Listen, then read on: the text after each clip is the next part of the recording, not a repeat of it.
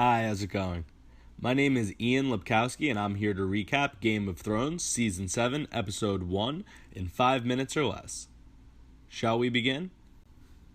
The episode begins with Arya posing as Walder Frey, who we saw her kill at the end of Season 6. She uses her mastery of disguises to take out the entire Frey family at once with a right batch of poisoned wine. She takes no credit and leaves behind only the message that the North remembers. As we see White Walker giants for the first time, we're reminded that the White Walker army increases in size and power with every battle as the dead join their ranks. Bran finally arrives at the Wall with his new status of Three-Eyed Raven, his intention being to use his newfound knowledge and connections to the universe to combat the Night King's army of the dead. While Jon Snow is devising methods of future strategy in anticipation of the awaited White Walkers, Sansa takes an opportunity to question and confront him publicly in front of all the noble families that support them. Jon's word is final, but Sansa is dissatisfied. She seeks revenge on their enemies, which is no surprise seeing as how she is now supporting Cersei's old hairdo in this scene. Sansa also talks about how she learned a great deal from Cersei after explaining how Cersei always finds a way to destroy those who have crossed her. We'll have to wait and see what this will mean for her character. Moving on to the next sibling rivalry, Jaime and Cersei aren't getting along either. They're struggling to stay a happy family, as Jaime mentions it's hard to do so with dead parents, dead children, dead allies, and a treasonous brother helping to lead Daenerys' charge against them.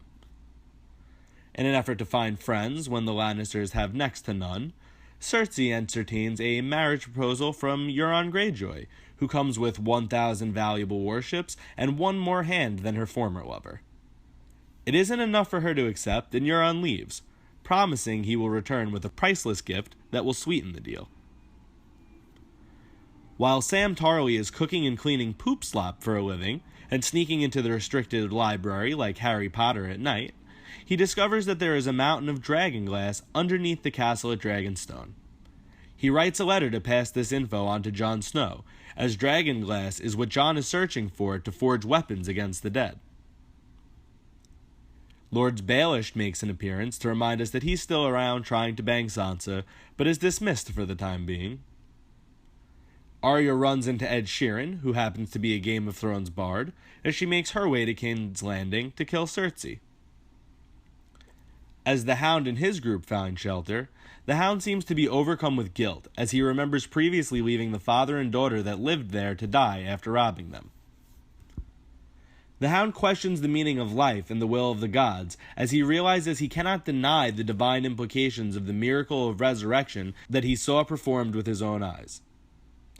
Still skeptical, though, the Hound's mind is not solidified until he stared into the fire and sees his own visions of the approaching White Walker army, suggesting that perhaps the Lord of Light's purpose for him in life has something to do with that.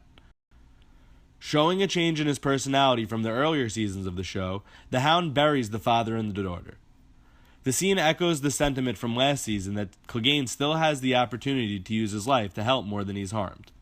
As the episode draws to a close, we see Jorah asking Sam Tarly about the rumors of Daenerys' arrival from his cell in the Citadel. It's apparent that Jorah's grayscale has continued to develop as it entirely covers the arm he stretches through the bars of his cell.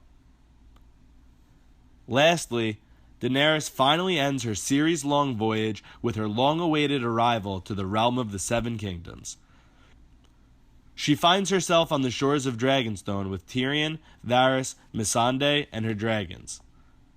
As she stands proud in the castle, she utters the words we're all wondering. Shall we begin?